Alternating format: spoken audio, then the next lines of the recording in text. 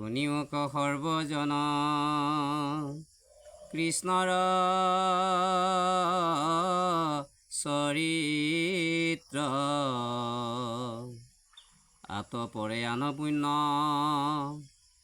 নাহিকে কলিত লভি আছা জন্ম যিটো ব্ৰহ্মাৰ বাঞ্ছিত জানি যত্নে কৰা পান কৃষ্ণ কথামৃত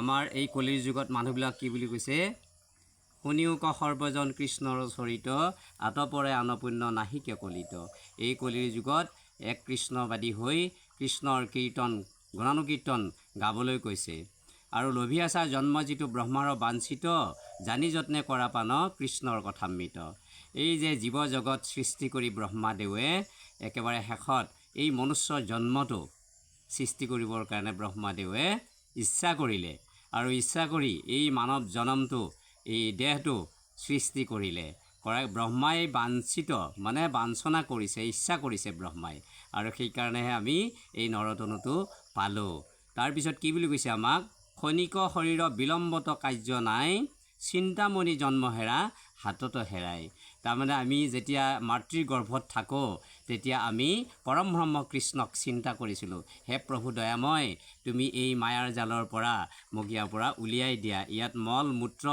এইবিলাকত থাকি বৰ কষ্ট পাইছোঁ মোক ইয়াৰ পৰা উলিয়াই নিয়া আকৌ আমি যেতিয়া ভূমিষ্ঠ হ'লোঁ হৈ আমি ইটো লাগে সিটো লাগে এনেকৈ মায়াত বন্দী হৈ আমাৰ এই নৰমনুষ্য চিন্তামণি জন্মটো নষ্ট কৰিবলৈ মানা কৰিছে ভাগৱতে নাহিকে চেতন কাল অজগৰে কিলে জীৱ ধন জন জীৱন যাইবে ক একতিলে নাহিকে চেতন কাল অজগৰে গিলে মানে কাল অজগৰ কাল মানে এটা সময় কাল মানে যম কাল মানে ভগৱন্তকো কাল বুলিয়েই কয় মানে সময় এই সময়ে আমাক গিলি গৈ আছে যেনেকৈ অজগৰে খাদ্যবিলাক গিলে ঠিক তেনেকৈ আমাক সময়ে মানে গ্ৰাস কৰি পেলাই গিলি গৈ আছে লাহে লাহে গিলি গৈ আছে এনেকৈ আমাক গিলি গৈ আছে সেইকাৰণে এই কথাটো আমাক চেতন এটা আনিবলৈ কৈছে ভাগৱতে আমি কি কৰিব লাগিব ধন জন জীৱন যাইবে একতিলে এই যে ধন জন ভাৰ্যাপুত্ৰ এইবিলাকত আমি লাগি আছোঁ সমস্তবিলাক কম সময়তে নাশ হৈ যাব বুলি কৈছে অজগৰে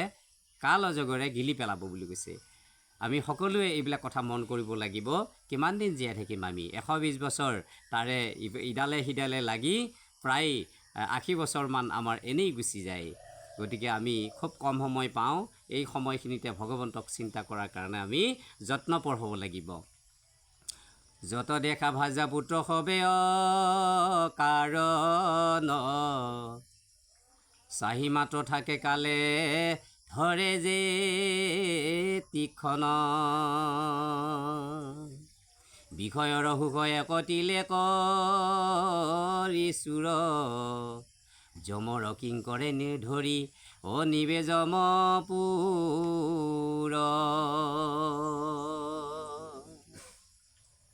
চাহি মাত্ৰ থাকে কালে ধৰে কেতিক্ষণে মানে সময়ে আমাৰ গৰুহাত মানে কলিয়ে ধৰো ধৰোকৈ আছে সুবিধা পালেই ধৰিব আৰু সুবিধা কেতিয়া পাব যেতিয়াই আমি ঈশ্বৰৰ গুণানুকীৰ্তন নকৰোঁ তেতিয়াই আমাক কলিয়ে গ্ৰাস কৰিব যেনেকৈ অজগৰ কাল অজগৰে যেনেকৈ গিলে ঠিক তেনেকৈ আকৌ কলিয়ে আমাক গৰুহাত খামুচি ধৰিম ধৰিম ধৰিম ধৰিম এনেকৈ ৰৈ আছে এতেকে আমি কৃষ্ণৰ নাম এক খন্তেক মানে চকুৰ নিমিষ মাৰোঁতে যিমান সময় লাগে সেই সময়খিনিও যাতে আমাৰ কৃষ্ণৰ চৰণ চিন্তা আমি এৰি নিদিওঁ আৰু তেতিয়াই আমাক এই কাল অজগৰে আৰু যিটো বিষয়ৰ সুখৰ যিটো মানে জ্বালা যন্ত্ৰণা সেইটোৱে আমাক ঢুকি নাপায় এটাকে আমি কি কৰিব লাগিব বিষয়ৰ সুখ একতিলে কৰি চুৰ বিষয়ৰ যিটো সুখ আমি মানি আছোঁ এইটো অকণমান সময়তে এইটো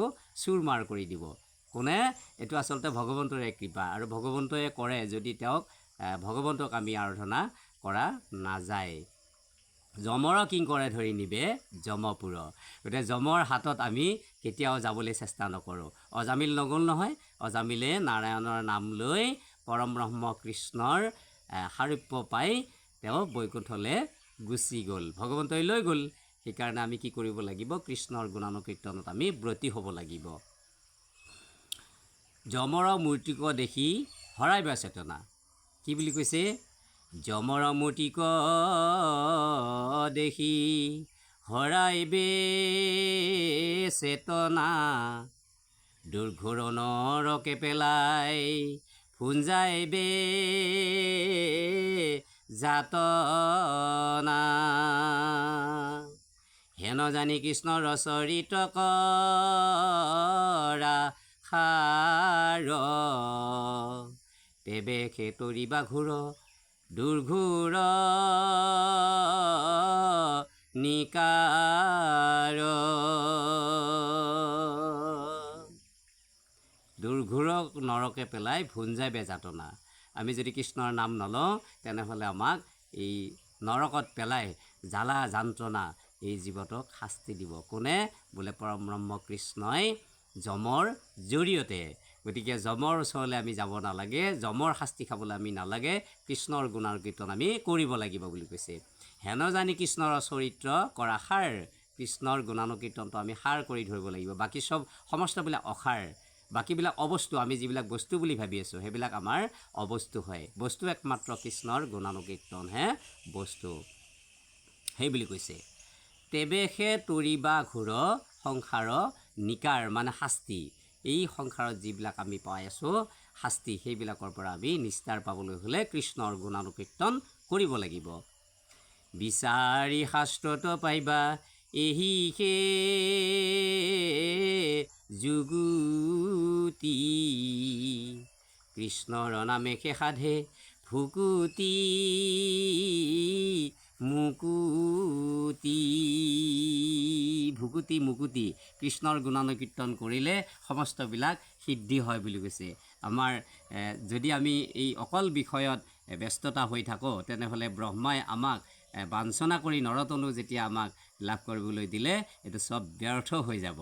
গতিকে সমস্ত আমি কৃষ্ণৰ গুণানুকীৰ্তন কৰি আমাৰ যিটো মানৱ জনম এইটো আমি সফল কৰিব লাগিব।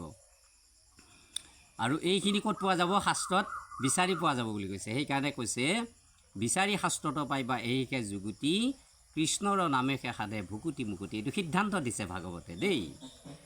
কলিৰ পৰম ধৰ্ম জানা হৰি নাম, শংকৰে ৰচিলা ডাকি বোলা ৰাম ৰাম হৰি ৰাম। কৃষ্ণ কি বুলি ক'লে?